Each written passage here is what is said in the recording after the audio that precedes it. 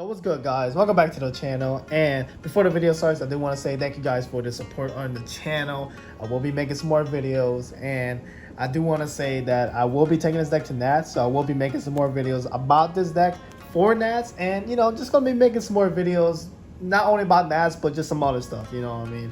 So hopefully those videos turn out pretty good. I'm very excited to start making them, and life is kind of crazy right now, so we just kind of been a little bit busy. I went 5-0 with this deck. I went undefeated, and if you guys do not know, this is my favorite deck of all time. I absolutely love this deck. This deck is super awesome, and I was super excited whenever these cards came out. I won my locals whenever these cards first came out, and I was super excited when that happened. Matchups are going to be in the description below, so I don't have to go over them, so you can just look at it in the description. We're starting off with 3 copies of Spiritual Beast Tamer Lara. Now this card is absolutely cracked cocaine, bro. Like, this card does so much for the deck. It becomes both names because of its name. It's Spiritual Beast Tamer, so it counts as both. And also, this card is a psychic, so it can E-Tele it out. And it's protection, and it extends. It just does so much. This is the best card this deck can ever ask for. This card is a consistency card, and this card can get your play started. This is just a very insane card, but you need to play this card at 3. There's just no ifs, no buts, no anything. Alright, so next up is triple copies of Eclipse. This is your best 1-card starter in the deck now because of Lara. You can use this to banish the Lara and then go full combo from there. So this card becomes a whole lot better now because of Lara, and you gotta play 3 this card, man. This card is just so good now. Super, super good. Next 3 up on the deck will be triple copies of Rampengu. Rampengu is also a 1-card starter. He's not as good as Undefeated, but he is still very, very good. You still gotta play 3 of this. You definitely don't want to play less than 3. I mean, you could probably cut these down to 2 and just run the stupid shield bearer guy, but you might as well just play 3 of these and not play into draw harder, So I love this card so much. Rampengu is obviously the GOAT. Shout out to Rampengu, bro. This card is absolutely great. Last 3 off in the deck would be triple copies of Ritual Beast Tamer Elder. Elder is your boy. You just need him for everything, because Elder plus any of the Ritual Beast cards besides the Tamers are full combo. So you do need to play 3 of this card. This card just does everything for the deck.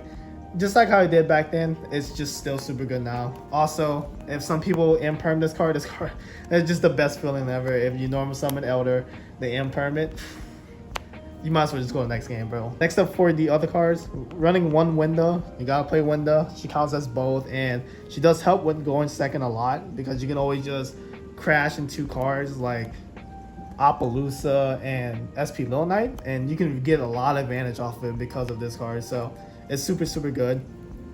Next up would be Ulti-Apelio. This card helps control your banished resources from the graveyard, and also it boosts everything by 500 attack, which is pretty important sometimes whenever you need to go for game. So super, super crazy card, and he becomes a lot better too because he helps play around the Nibiru and the Nibiru route. So very, very strong card. And last of the beasts would be Pettlephin. Pettlephin you do need to play now because of his ability to bounce back cards to the hand and for extra deck purposes, so it would just bounce back to the extra deck. So it's very good removal without having to destroy. So he becomes a lot better now because of the new cards. So Pettlephin with Lara just becomes full combo, which is very, very awesome. I really love Pettlephin, man. I always wanted to run him back then, but could never do it because he wasn't very good. He was pretty butt cheeks. So very glad that he's actually a playable card now. Last up for the Ritual Beast monsters would be 1 Win and 1 Pilica. Now, this card is important, so you do gotta play this no matter what. Every deck is gonna be playing this, but this one is a personal choice. So some people decide not to play this card, some people just play Lara, and some people play both.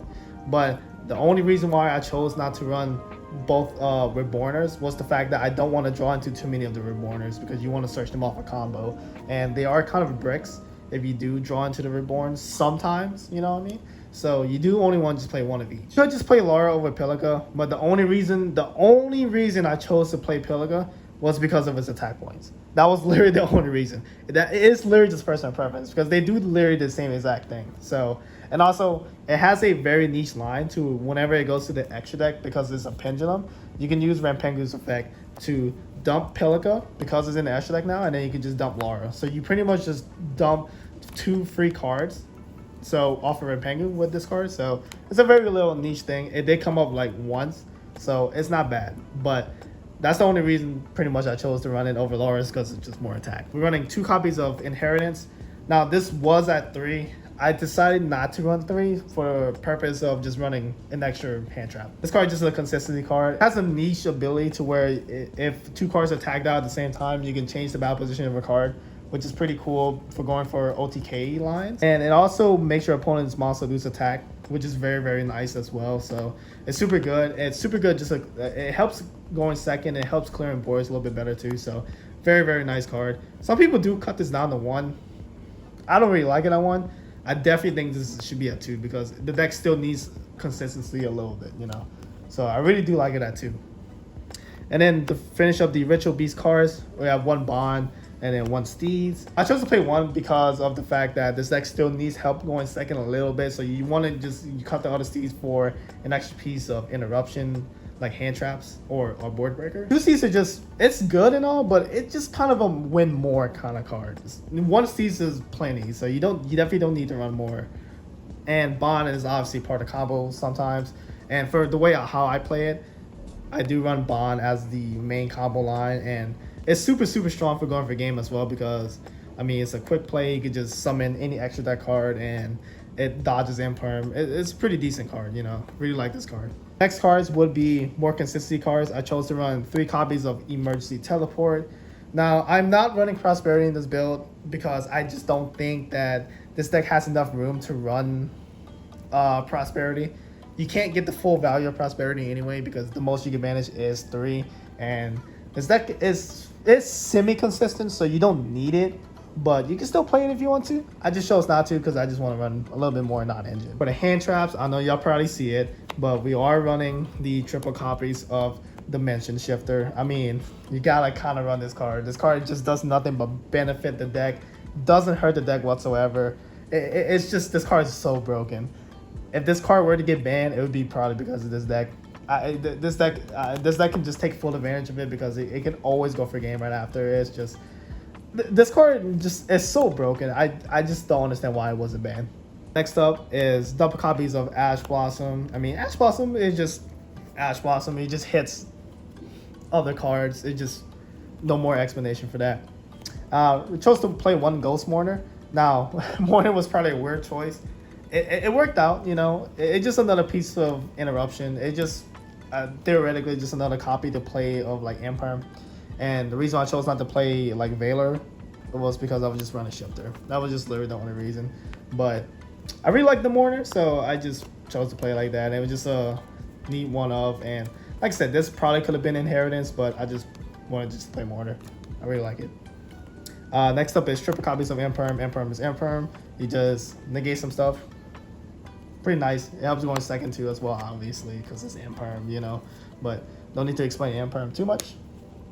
And then this is like the interesting part of the deck. Now, this is obviously the most personal preference kind of card. We're running 3 copies of Bystial cards. Well, my bad. 1 Magnamut and 2 Druiswurms. So the theory behind these cards were for the fact of Lara being a light monster, right? So there are some neat plays that you can play with these type of cards. And I know you're probably wondering, well, you're running Shifter, so why do you need the Bystials?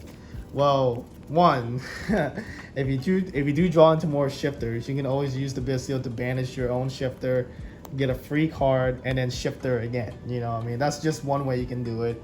Also, this card, like I said, there are some neat, interesting lines that you can do with this card, or these cards, with like the Lara and stuff like that. So it's very, very cool. And I can, like I said, I can show that in another video, but I really like these cards a lot, and they're not bad at all in the main deck because the only really true deck is really not good against would probably be something like Tempai. It's pretty much good against every one of the good decks. It's even good against Snake Eyes, believe it or not, because you can always just hit the IP with the Bystials. But the Bystials also come up against like some of the better decks like Voiceless, Yubel, any of those cool cards, you know? So I really, really like these cards. They're just big bodies, and I really like the Bystials. I've been enjoying it. So if you don't want to run the main deck in the Bystials, you always can just run the Fenrir's. The Fenrir's pretty much do the same thing. But I chose to run these for the pure fact that I just wanted to have ways to counter certain decks that uses the graveyard. And like I said, it's probably counterintuitive because I'm running the shifters, but oh well, I like them. So it's been working a lot for me too. So it hasn't failed me once. The last cards of decks would be triple copies of Book of Eclipse. Eclipse is very, very good. I really like Eclipse for the fact that you can go second with it because you can just flip over cards. You can dodge Imperm. You can play around the Biru with this card going first because obviously you're a fusion deck, so you don't need to have face-up cards to fusion your cards. So very, very good card. This is probably going to stay in. I've been running this card whenever I first test played with this card, so very, very good card. And also running the one called by the grave. It's just pretty much another copy of a Bystial, but it's called by. Don't need to explain called by. Obviously running the triple copies of Cannahawk. You gotta play 3. You sometimes you do have to go to 3 in one turn, so you do gotta play 3. Also, the Ulti-Nochiudrago is very, very nice. I mean, I think it's funny. That's why I've been running it. Next up, we're playing 2 Ulti-Nochiudragos. This is your grind card, and this is a very, very insane card because just like Vicious Astrolabe, this card can contact fuse from the graveyard, which is very, very good. It also has a very annoying effect for other players to deal with being the fact that you can't target any of your Ritual Beast monsters except for this card. So it's super, super good. And also you can tag out. And I know you can only tag out for 1, but you can always tag out into the Link monster, which is very, very awesome. So it doesn't like limit you to anything like that. So this is a very good card, and you gotta play 2 for the fact that you need one for your turn, and then you need one for the grind game. So very, very good card. This is a very, very solid card to come out. Next up will be 1 Apelio. You gotta play Apelio for the fact that you gotta use it to banish the Apelio from the deck off of Rampengu. So very, very good. And also it's 2600 beater that can just beat over certain stuff, and it's unaffected during the battle phase, so you don't have to worry about stupid stuff like Mirror Force. Last up for the Ritual Beast fusion monster would be Gaiapelio. I know some people chose to cut this card, but I really like this card a lot, so I didn't really want to cut it. It also helps play around the Nibiru and then the Nibiru route. I really love this card a lot. And this card is also very good for going for game, just in case you do want to get it under 5 summons before battle phase. Because if you can search Bond, you swing and then Bond into Gaiapelio, and you can swing for 37, you know. So it's a very, very good card. I definitely think people should still be playing this card. I don't think it's not correct at all to cut this card. Gotta play the Ulti because Ulti-Gaiapelio. We're gonna be running 2 Kumunfalcos. Kumunfalcos is very, very good. You theoretically only need to play 1, but I chose to play 2 for the fact that I'm playing other stuff to link climb.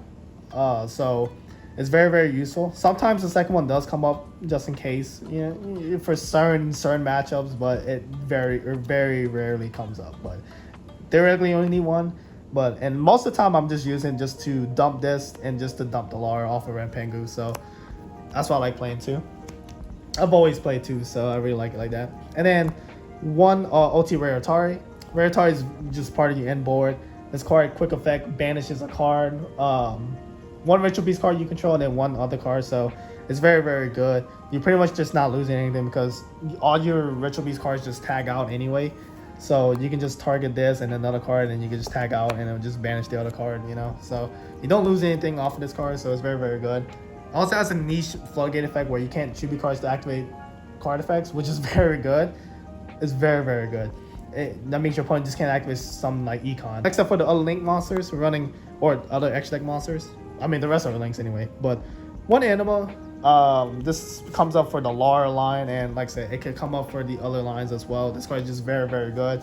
You can just attempt to steal like Appaloosas with this card. This card is just a very good going second option. It's very, very nice. I don't know why I sound Australian for a second, but Anima. And then 1 SP Little Knight. SP Little Knight. I mean, this card is just very insane. This deck can really take advantage of using this card a lot. So very good and solid card. Then next up will be 1 Nightmare Unicorn.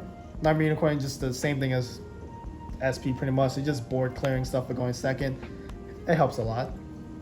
And then Link 4s, 1 Access Code Talker. You gotta play Access Code if you're just playing the Link climbers like Unicorn. So very, very good. Helps go for game. It helps clear some other cards.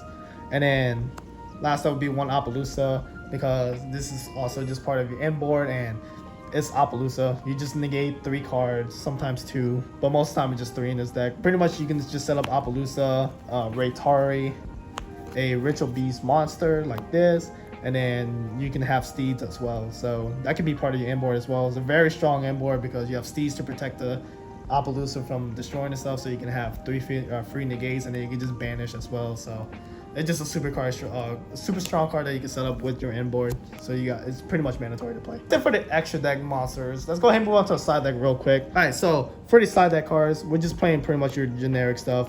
Triple copies of Droll and Lockbird. This just is very good against the mirror match. It's just very good in general against all the rogue matchups. So you do just gotta play Droll. Next up is triple copies in the Nibiru. This deck can actually really take advantage of the Nibiru. The fact that you can just end on something like a weak board.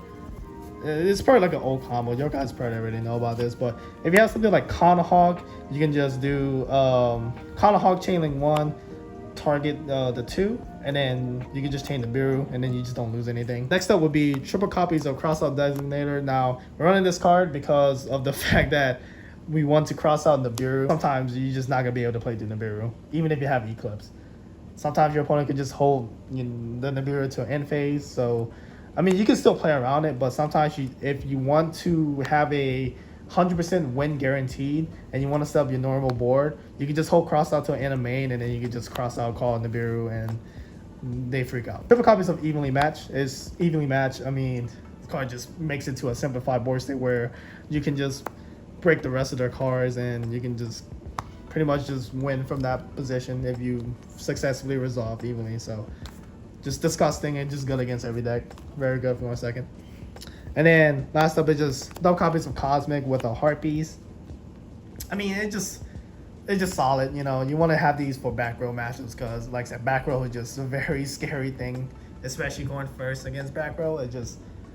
It's super nasty, so you want to have these. Now, you could just cut these out for the Storms, but I chose to run Cosmics for the fact that Anti-Spell still exists, so I still wanted to have a way to play around Anti-Spell. Appreciate y'all guys for watching the video, and I will be having some more videos soon. And like I said, this is the best deck, and like I said, it's my favorite deck, dude. This is such an awesome deck. But yeah, I will be making another combo video on this deck, and I will be having some duels with this deck. So I'm gonna have duels on the channel very, very soon. So I look forward to that. But anyway, guys, hope you guys enjoy the rest of y'all day, and I'll talk to y'all guys next time. All right, we out. Ritual Beast Gang, we out. Boom.